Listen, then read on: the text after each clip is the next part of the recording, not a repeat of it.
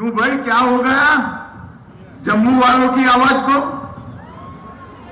ऐसा नहीं चलेगा भाई,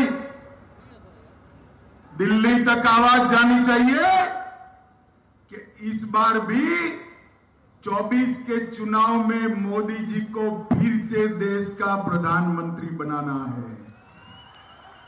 मेरे साथ दोनों हाथ उठाइए, अंत तक सभी लोग उठाए दोनों हाथ। 24 में 300 से ज्यादा सीटों के विजय के संकल्प की मुट्ठी बींचिए और प्रचंड आवाज से बोलिए, भारत माता की, भारत माता की, भारत माता की। मंच पर उपस्थित श्रीमान मनोज सिन्हा जी, महामहिम उपराज्यपाल जम्मू कश्मीर, मेरे मित्र और पीएमओ में राज्य मंत्री, यहीं के सांसद डॉक्टर जितेंद्र सिंह जी, भाई जुगल किशोर जी, सांसद जम्मू लोकसभा, महापौर जम्मू श्री राजेंद्र शर्मा जी, हमारे गुर्जर साथी राज्यसभा के खड़े हो जाइए, ऊपर नहीं आए हैं, राज्यसभा के सदस्य महोदय श्री अजय कुमार भल्ला जी, श्री अरुण कुमार मेहता जी, श्री तपन डेका जी, श्री श्यामल मिश्रा जी, और आज इतनी चिलचिलाती धूप में इतनी बड़ी संख्या में आए हुए प्यारे भाइयों बहनों माताओं और मेरे जिगर के टुकड़े जैसे युवा मित्रों, आप सभी को सबसे पहले मेरा राम राम प्रणाम। आज फिर एक बार ये मंदिरों की नगरी में आने का मुझे मौका मिला है। उस वक्त मैं सबसे पहले मां वैष्णो के चरणों में प्रणाम कर मेरे श्रद्धा व्यक्त करना चाहता हूं। भाइयों और बहनों, आज 23 जून श्यामा प्रसाद जी का बलिदान दिवस है। हम सब जानते हैं, पूरा देश जानता है, आज पश्चिम बंगाल अगर देश के साथ जुड़ा है तो वो श्यामा प्रसाद मुखर्जी के कारण जुड़ा है। और पूरा देश जानता है कि आज फिर से एक बार जम्मू कश्मीर में पूरा भारत के साथ जुड़ा हुआ है। धारा 370 निरस्त हुई है तो इसका एकमात्र कारण श्यामा प्रसाद जी का बलिदान और उनका हौसला और संकल्प। ये महापुरुष ने 1953 में देश के उद्योग मंत्री के नाते इस्तीफा दिया।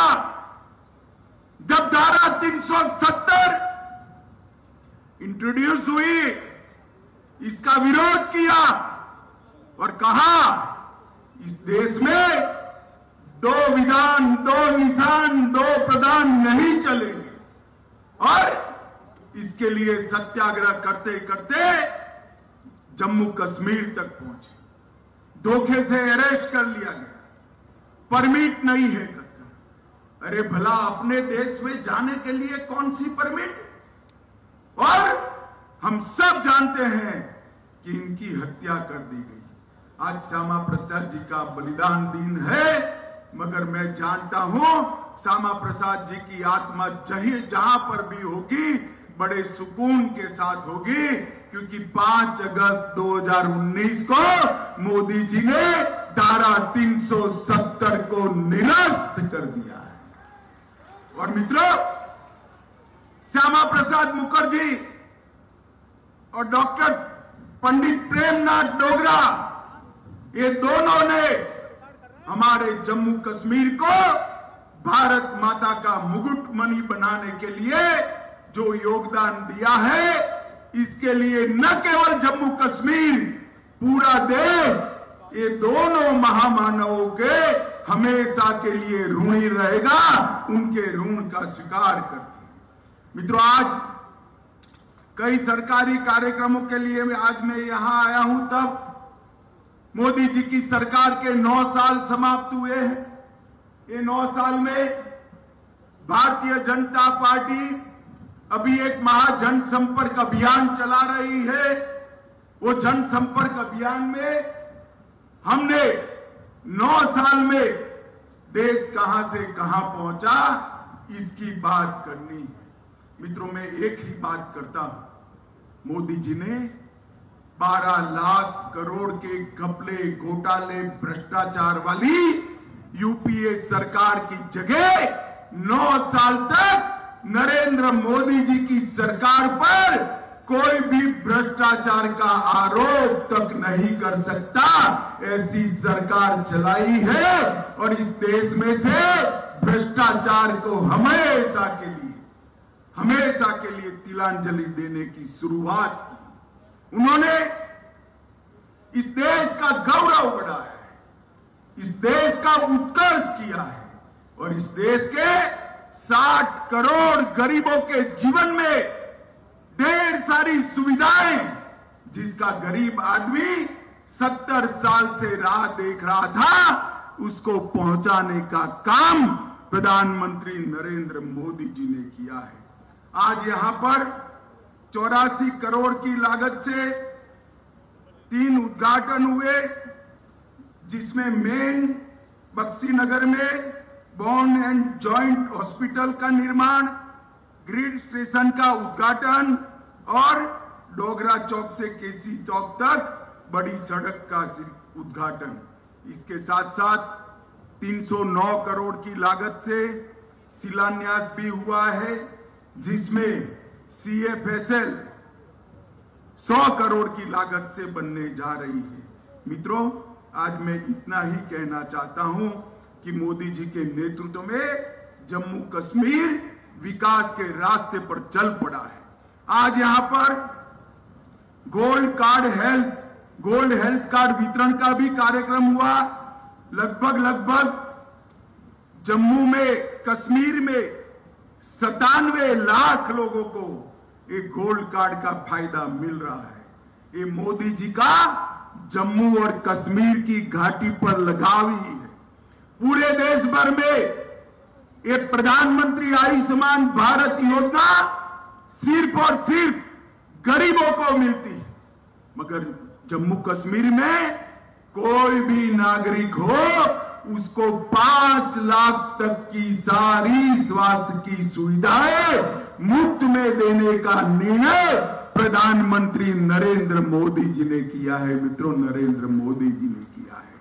और हर रोज 2 करोड़ का भुगतान जम्मू कश्मीर सरकार इस पर कर रही है, हर रोज 2 करोड़ का भुगतान। और आज ये आगे जाएगा, आगे बढ़ेगा। अभी तिरुमला तिरुपति देवस्थानम का मंदिर का भी यहां पर शुभारंभ हुआ है। ये सभा के बाद मैं जाऊंगा और वहां पर अपनी श्रद्धा व्यक्त कर आगे घाटी के लिए निकलूंगा। मित्रों, मोदी जी के नेतृत्व में नया जम्मू कश्मीर बन रहा है। एक जम्मू कश्मीर में सालों तक 3 परिवारों का शासन रहा, सालों तक, और धारा 370 के कारण जम्मू कश्मीर में विकास नहीं हुआ। 42,000 लोग आतंकवाद की भेंट चढ़ गए और ये लोग कहते हैं हमें धारा 370 संभाल के रखनी चाहिए। मैं पूछना चाहता हूं अब्दुल्ला और मुफ्ती को कि भैया, ये 42,000 लोग मारे गए, कौन जिम्मेदार है? शासन तो आपका ही रहा, ये 3 परिवार ने ही शासन किया। नरेंद्र मोदी जी के नेतृत्व में यहां पर आतंकवाद पर संपूर्ण नकेल कसने का काम भारतीय जनता पार्टी की सरकार ने किया है। मैं आगे इसका आंकड़ा दूंगा। आज यहां पर बहुत सारे गुर्जर भाई भी दिखाई पड़ते हैं, ढेर सारे पहाड़ी भी आए हुए हैं। मुझे बताओ भाई, ये धारा 370 न जाती तो आपको आरक्षण का फायदा मिलने वाला था कभी? क्या बोलिए, मिलने वाला था? कभी हमारे दलित भाइयों को, आदिवासी भाइयों को फायदा न मिलता? हमारी माताओं बहनों को फायदा न मिलता? धारा 370 गई, ये सारे पिछड़े और वंचित लोगों को आरक्षण का फायदा होगा ना, पहाड़ी का गुर्जर का जाएगा और पहाड़ी को मिलेगा। गुर्जर का भी नहीं जाएगा, 1% भी कम नहीं होगा और पहाड़ियों को भी अपना अधिकार मिलेगा। ये न्याय नरेंद्र मोदी जी ही कर सकते हैं। मित्रों, कई सारे शैक्षिक नौकरियों में आरक्षण हुए, एसटी समुदाय के लिए विधानसभा में भी आरक्षण हुआ, दलित समुदाय के लिए भी आरक्षण हुआ। ये सारे बदलाव नरेंद्र मोदी जी के कारण आए हैं। अभी अभी मैं एक बार देख रहा था, एक आतंकवादी घटना हुई, महबूबा जी जोर जोर से बोलने लगी, कहां गया आतंकवाद? मुफ्ती मैडम और अब्दुल्ला साहब, मैं आपको जवाब देना चाहता हूं। यूपीए के 10 साल के अंदर 7,327 आतंकी घटना हुई थी और एनडीए के 9 साल में सिर्फ 2350, 70% की कमी लाने का काम एक भारतीय जनता पार्टी की सरकार में हुआ है। 2056 नागरिक मारे गए थे यूपीए की सरकार में। 9 साल में सिर्फ 377 मारे गए हैं, 377। ये भी हमें गवारा नहीं है मित्रों। और 370 धारा हटने के बाद 47 महीने में हड़ताल और बंद के सिर्फ 32 कॉल आए हैं, 32 कॉल। और पत्थरबाजी की घटनाएं भी 90% कम हुई है। यही बताता है कि जम्मू कश्मीर में हालत ठीक हो रही है। जम्मू कश्मीर के विकास के लिए इंडस्ट्रियल पॉलिसी लेकर हम आए, इंडस्ट्रियल लैंड अलॉटमेंट पॉलिसी लेकर आए, private industrial estate development policy लेकर आए, वूल प्रोसेसिंग, हैंडीक्राफ्ट और हैंडलूम की पॉलिसी भी लेकर आए। 2021 में नई फिल्म के लिए भी पॉलिसी लाए, टूरिज्म के लिए होम स्टे और हाउस बोट की भी पॉलिसी बनी। और ये सब का नतीजा है कि इन्वेस्टमेंट बढ़ रहा है। और मित्रों, पर्यटकों की संख्या 2022 में 1,88,00,000 पर्यटक जम्मू और कश्मीर में आए। ये अब तक का सबसे बड़ा रिकॉर्ड। और ये 3 परिवारों को मैं कहना चाहता हूं, आपके जमाने में इसका 50% भी कभी नहीं आया। ये 9 साल में पर्यटक बढ़ते बढ़ते 1,88,00,000 हुए। और मित्रों, कुल मिलाकर 47 से 2014 तक नौकरियों में बड़ी किल्लत थी।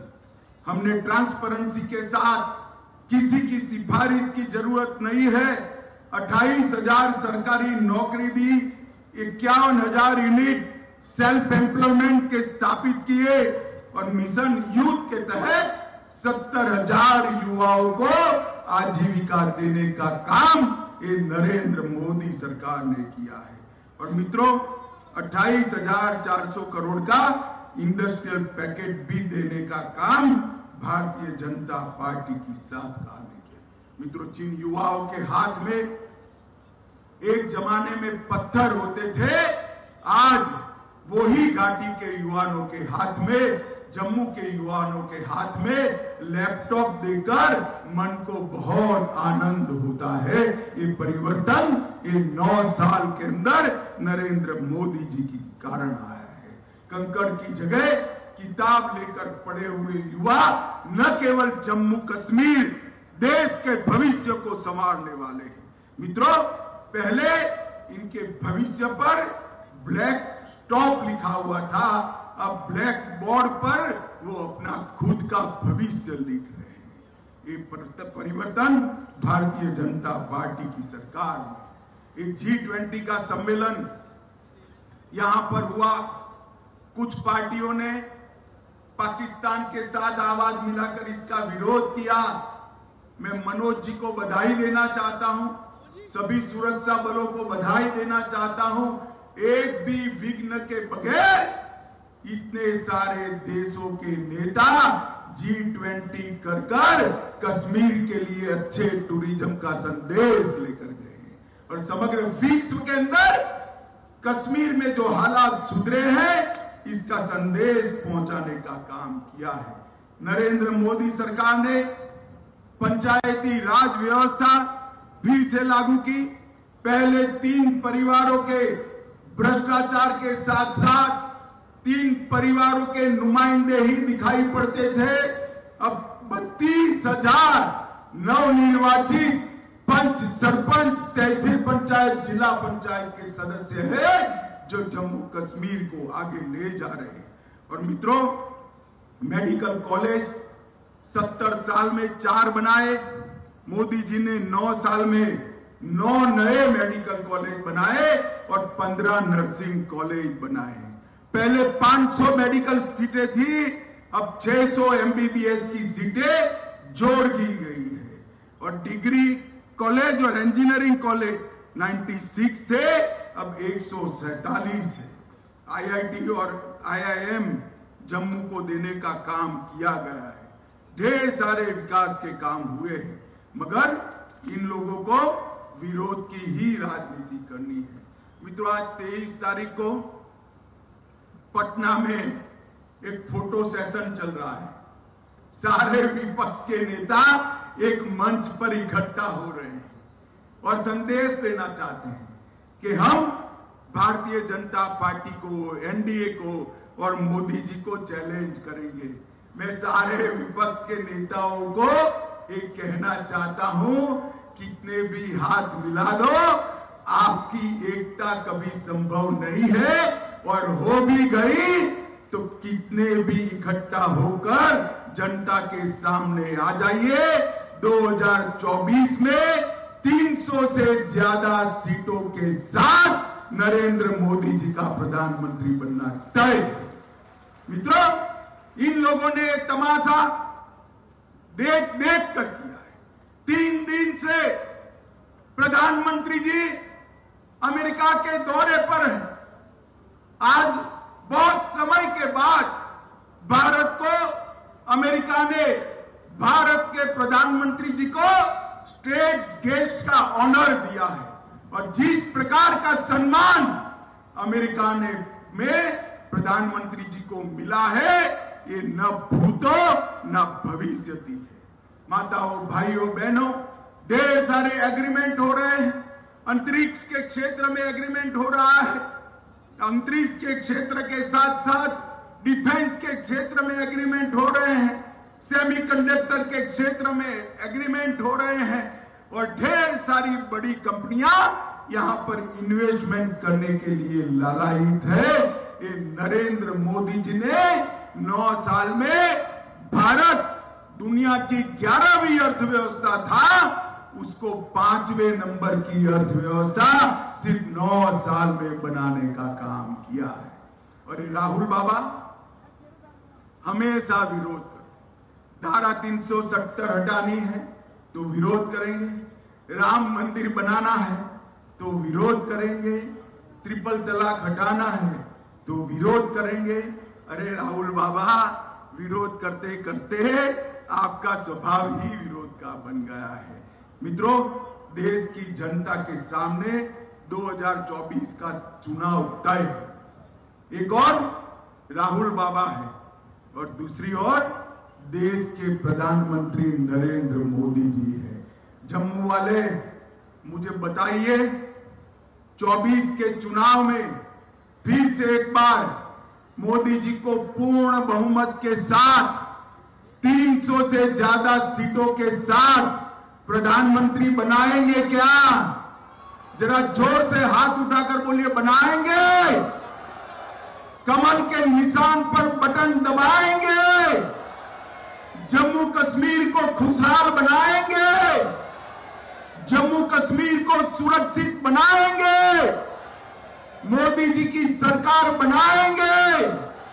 तो मेरे साथ दोनों हाथ उठाइए और बोलिए, भारत माता की, भारत माता की, भारत माता की, वंदे वंदे वंदे।